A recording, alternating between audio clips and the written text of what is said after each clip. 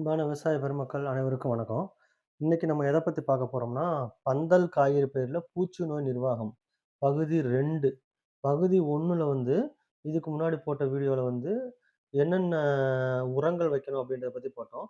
இந்த இதுல வந்து அ பந்தல் காய்கறில வந்து என்னென்ன முக்கியமான பூச்சிகள் வரும், என்னென்ன நோய் வரும், அத எப்படி கட்டுப்படுத்தலாம் அப்படின்றத பத்தி பார்க்க போறோம். நம்மளோட சேனல் வந்து புதுசா பார்க்குறவங்களுக்கு வேளாண் பீடியா. இத நெறைய விவசாய நண்பர்கள் சப்ஸ்கிரைப் பண்ணாம பார்க்குறீங்க. சப்ஸ்கிரைப் பண்ணி எங்களுக்கு சப்போர்ட் பண்ணுங்க. ஆ பூச்சிகள் அப்படின்னு பார்த்தீங்கன்னா, ஃபர்ஸ்ட்டு வந்து மிக முக்கியமான பொருளாதார சேத நிலையை ஏற்படுத்தக்கூடிய மிக முக்கியமான பூச்சி அப்படின்னா, பழ ஈ. அதாவது ஃப்ரூட் ஃப்ளை அப்படின்னு சொல்லக்கூடிய பழ ஈங்க. இந்த பழ ஈ என்ன பண்ணும்னா, பூவா இருக்கும்போதே அதுக்குள்ள போய் முட்டைய போட்டு, உள்ள காய் இருக்கு இல்லையா? அந்த காயில வரும். அப்ப அத கொடுக்க கொண்டு போய் அதுக்கு பின்னாடி வச்சு புழுவ வந்து முட்டை வச்சுரும். அப்போ காய் பெருசாகாமலே இந்த இடம் அழுகி அப்படியே உதிர்ந்துருங்க. வச்சு நெறைய பேர் சொல்லுவாங்க, சின்ன சின்ன காயாவே வந்து உதிர்ந்து உதிர்ந்து விழுகுது. என்ன காரணம் அப்படின்னு பார்த்தா, அதுக்கு நெறைய மருந்து அடிப்பாங்க. ஆனா வந்து அதுக்கெல்லாம் சாகாது. ஏன்னு பார்த்தீங்கன்னா, இதுல புழுப்புறம் வந்து காய்களுக்கு உள்ள இருக்குது. முட்டையும் உள்ள வச்சுரும்.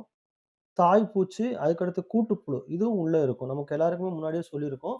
பூச்சிகள்ல வந்து 4 வகை இருக்குது. முட்டை, புழு, கூட்டுப்புழு, தாய்ப்பூச்சி இல்லைங்களா?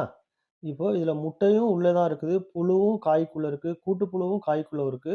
தாய்ப்பூச்சி பறந்து போயிரும்.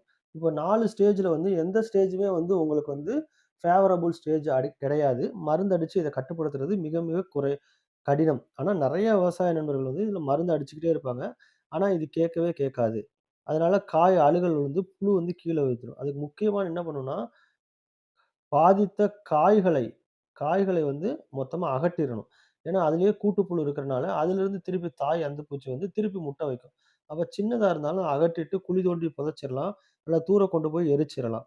அதுக்கப்புறம் வந்து ஆல் ரவுண்டர் அப்படின்னு சொல்லக்கூடிய மீத்தேல் யூஜினால் ட்ராப் இருக்குங்க. நான் படத்துல காட்டுறேன் பாருங்க.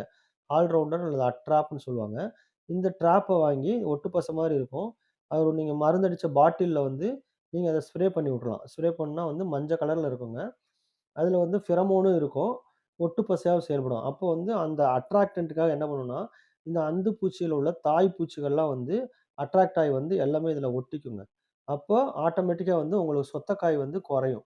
இந்த ஒரு மெத்தட்ல மட்டும் தான் சிறப்பான முறையில வந்து நீங்க வந்து தாய் அந்து பூச்சிய கண்ட்ரோல் பண்ணி சொத்தக்காய குறைக்க முடியும். இப்படி நீங்க பண்ணுனீங்கனாவே உங்களுக்கு தெரியும். இம்மீடியட்டா அடுத்த பறைப்புலயே வந்து உங்களுக்கு சொத்தக்காய்களோட எண்ணிக்கை வந்து குறைஞ்சு ஈல்டு இன்கிரீஸ் ஆகும். உங்களுக்கு நல்ல மகசூல் ரொம்ப கூட கிடைக்குங்க. 2வதா பார்த்தீங்கன்னா, மருந்தடிக்கணும் அப்டின்னா, நீங்க வேப்ப எண்ணெய் அடிக்கலாம். அப்படி இல்லன்னா வந்து ஸ்பினோசைட் அப்படின்னு ஒரு மருந்து இருக்குங்க. ஸ்பினோசைட். அது வந்து ஒரு 0.5 எம்எல் பெர் லிட்டர் ஆஃப் வாட்டருக்கு வந்து நீங்க அடிக்கலாம். அடுத்ததா பார்த்தீங்கன்னா, ரெட் பம்ப்கின் வீட்டில் அப்படின்னு சொல்லக்கூடிய பூசணி வண்டு. இது பீட்டில். இது என்னன்னா இலைய கடிச்சு சேதப்படுத்தும். இலைய வந்து அப்படியே கடிச்சு ஓட்ட ஓட்டையா போகும். இலையில துளை உருவாக்கும். செடியில வந்து சேதம் ஏற்படுத்தும். அதனால பயிர் வளராம அந்த ஒளிச்சேர்க்கை செய்ய முடியாம இது பண்ணும். இதுக்கு வந்து நீங்க வேப்ப எண்ணெய் அடிக்கலாம். அப்படி இல்லன்னா, கோரஜன் அப்படின்னு சொல்லக்கூடிய chlorantraniliprole Coragen 5 0.5 ML per litre of water use பண்ணலாம். இந்த கோரஜன் வந்து நீங்க கோரஜன்னே வாங்கணும்னு அவசியம் இல்ல. இந்த குளோரன்ட்ரப் சிபிஆர் அப்படின்னு சொல்லுவாங்க. சிபிஆர்ன்னு சொல்லுவாங்க. இந்த காம்பினேஷன்ல வந்து இப்ப நெறையா கம்பெனில வந்து மருந்து வர ஆரம்பிச்சுருச்சு. அது வந்து ஊடுருவி பாயக்கூடிய ஒரு நஞ்சு. அதனால வந்து சாறு உறிஞ்சும் பூச்சிகள் இருந்தாலும் சரி, உள்ள மற்ற ஏதாவது புழு பூச்சிகள் இருந்தாலும் சரி, எல்லாத்துக்குமே வந்து இது கண்ட்ரோல் பண்ணி குடுத்துரும். அதனால வந்து இந்த ஒரு மருந்த வந்து நீங்க பூ பூக்குற சமயத்துல நீங்க அடிச்சுக்கலாம். நம்ம ஏற்கனவே பழைய வீடியோல செய்யும்போது, இந்த மாரி நீங்க மருந்து அடிக்கும்போது, கூட வந்து நுண்ணூட்ட சத்துக்காக போரான் சேர்த்துக்கலாம். போரானோ அல்லது மக்னீசியம் இந்த மாரி சேர்த்துக்கலாம். சேர்க்கும்போது, இந்த நுண்ணூட்டத்த வந்து தனியா கரைச்சுக்கிறணும். இத தனியா கரைச்சுக்கிறணும். டேங்க்ல ஊத்தும்போது ஒண்ணா ஊத்தி ஸ்ப்ரே பண்ணணும். அது ரொம்ப ரொம்ப முக்கியங்க. அடுத்ததா பார்த்தீங்கன்னா, சாறு உறிஞ்சும் பூச்சிகள வந்து அசுவினி, வெள்ளை ஈ. இது என்ன பண்ணும்னா, இலைக்கு பின்னாடி இருந்துட்டு, சார சுத்தமா உறிஞ்சிக்கிட்டு, இலைய மொடங்கிரும். நான் படத்துல காட்டுற அந்த பூச்சிய பாருங்க. இலை மொடங்கிச்சுன்னா வந்து, எந்த விதமான பொருளாதார சேதனைல வந்து மிக முக்கியமா இருக்கும். மஞ்சள் நிறமா ஆயிரும். வைரஸ வந்து உருவாக்கும். இது இது வந்து வெக்டாரா செயல்படும் வைரஸ் உருவாக்கத்திற்கு. அதனால இந்த வெக்டார அழிக்கிறது ரொம்ப ரொம்ப முக்கியங்க. இதுக்கு வந்து மஞ்சள் ஸ்டிக்கி ட்ராப் மஞ்சள் ஒட்டுப்பொறி வைக்கலாம். ஒட்டுப்பொறி வைக்கலாம். அப்படி இல்லன்னா சாறு உறிஞ்சு பூச்சிக்காக imidacloprid 0.5 ML per litre Tata Mida அப்படின்னு சொல்லுவாங்க. அ இது இமிடா வந்து நெறையா கம்பெனில கிடைக்குங்க. நீங்க எது வேணாலும் வாங்கி யூஸ் பண்ணிக்கலாம். அடுத்தது வந்து தயாமித்தாக்சம். இது 2ல ஏதா ஒண்ணு. Thiamethoxam 0.5 gram per litre of water. இது வந்து அக்டாரா அப்படின்ற பேர்ல கிடைக்கும். 10 நாளைக்கு ஒரு தடவ வந்து நீங்க இத அடிச்சீங்கன்னா, அடுத்து திருப்பி இதே மருந்து அடிக்காம, அடுத்து 10 நாள் கழிச்சு நீங்க இந்த மருந்து அடிக்கணும். இப்படி அடிக்கிறதுனால என்ன ஆகும்னா, பயிர்ல உள்ள சாறு உறிஞ்சும் பூச்சிகளுக்கு வந்து எதிர்ப்பு சக்தி உருவாக முடியாம அது கன்றுங்க. 3 நாளைக்கு ஒரு தடவ, 4 நாளைக்கு ஒரு தடவ மருந்து அடிக்கிறதெல்லாம் குறைச்சுக்கிறணுங்க. 7லருந்து 10 நாளு பார்த்துட்டு, பொருளாதார சேதனை ரொம்ப அதிகமா இருக்கு, பூச்சிகளின் தாக்குதல் ரொம்ப அதிகமா இருக்கு, மருந்து அடிச்சு தான் ஆகணும் அப்படின்ற சமயத்தில தான் நீங்க மருந்து அடிக்க போகணும். உங்களுக்கு வேற ஏதாவது டவுட்ஸ் இருந்துச்சுன்னா கூட நீங்க WhatsAppல வந்து ஃபோட்டோ எடுத்து நீங்க போட்டீங்கன்னா, இந்த மாரி பூச்சி இருக்கு, நோய் இருக்குன்னு போட்டீங்கன்னா, நாங்க வந்து அதுக்கு என்ன மருந்து அடிக்கணும் அப்படின்றத பத்தியும் நாங்க சொல்றோம்.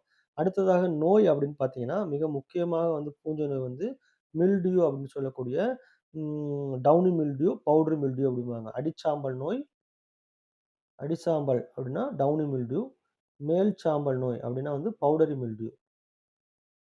இது என்னன்னா வந்து மேல் சாம்பல் நோய் வந்து இலைக்கு மேல வந்து பவுடர தூவி விட்ட மாரி வெள்ள வெள்ளையா இருக்குங்க.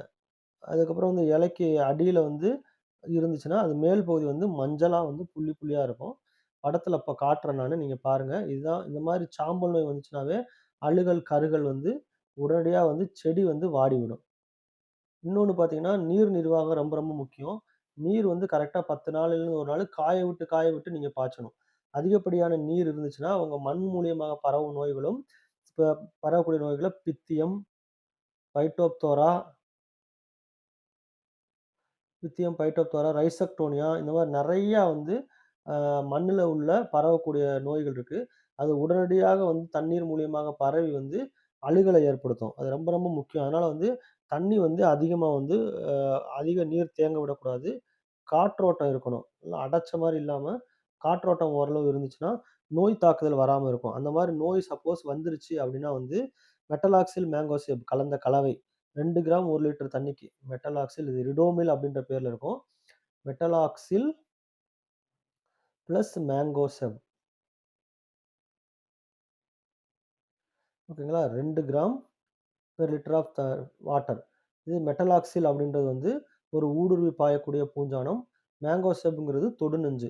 அப்போ மேல உள்ள பவுடர் மில்டியூவும் உள்ள பண்ணிரும். உள்ள உள்ள ஃபங்கல் ஸ்போரையும் இது கண்ட்ரோல் பண்ணிரும். அதனால வந்து 2 தொடுநஞ்சும், ஊடுருவி பாயக்கூடிய நெண்டும் 2ம் கலந்த கலவையா குடுக்கும். இது ஒரு ஸ்ப்ரே பண்ணுங்க.